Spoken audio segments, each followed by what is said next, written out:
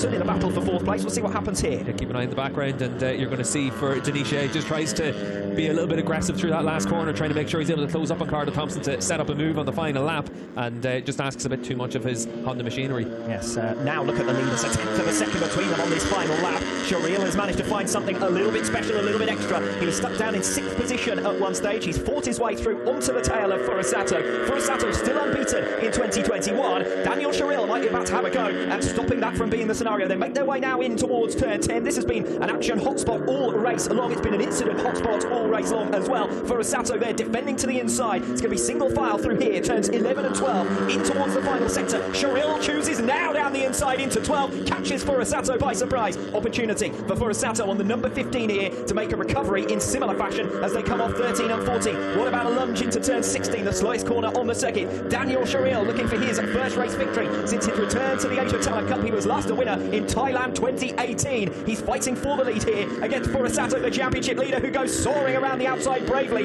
2 turns to go. 16 and now 17. They come through the left-hander, and it's Furusato who once again leads. It is Taiyo Furusato of Japan to make it 5 wins out of 5, and the inaugural race victory at the Mandalika International Circuit goes to Taiyo Furusato. The first time this season, 2021 campaign, second time that he's finished in P3. Carter Thompson, an isolated 4th position in the end after late drama for Hakim Denish. So it does look as though we're only going to have 14 finishers to this race. I think I cursed it earlier on when I said that there hadn't been that many retirements in the Asia Talent Cup in 2021. And that means that Fadilla on the Raycat Fadilla, making his debut in the Asia Talent Cup, is a strong performer, the Indonesian rider, with P5 ahead of Herjan Ferdaus, who takes P6, and Shireel, Pratama, Fujita and Buapa eventually remounting to come home for 10th place. So a bit of wacky races at times, but the one thing that was, as we might have anticipated before the lights went out, a fine victory that from Furusato, bowled around that final sector in particular. Yeah, Furusato coming through from the second row of the grid, and he'll have to do the same again tomorrow morning's race, but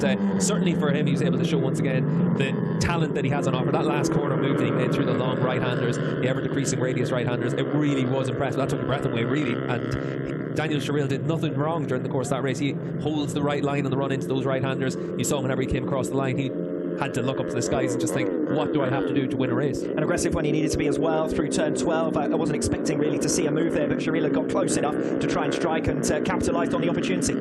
Yeah, and I think for Shireel, put everything he could onto this and left it all on the track, and we saw that he was able to set fast lap times to bridge himself back up to the 2 race leaders, but ultimately in that final lap, Furusato just had that little bit in hand, and a really daring move by Furusato, but that's why he's the rider that's already guaranteed to be on the World Championship grid next year. This is one of the men of the moment as far as the future Grand Prix rider, and don't we know it, the way he carried himself in that race. Yeah, he looked like he had it in hand all the way through, and that last lap move, to be that cool and calm after being stuffed down the inside through the fast corners in the middle of the lap, that really does show that he's able to keep a cool head, and that's what you want to see in the Asia Talent Cup from these riders. This is one of the big talent pools that's available to the Grand Prix paddock and to the Superbike World Championship as well, and certainly on their road to MotoGP, he's been able to show just how good he can be. Even if you think back to last year, he actually led both races in Qatar on the last lap, but got caught out. He hasn't been caught out this year. Plenty of character being shown by Daniel Shireel as well today, the number 21 coming home for another 2nd position. That's 3 in a row for him. The wait continues for a first victory since 2018, but as I say, plenty of character, and that's not surprising given his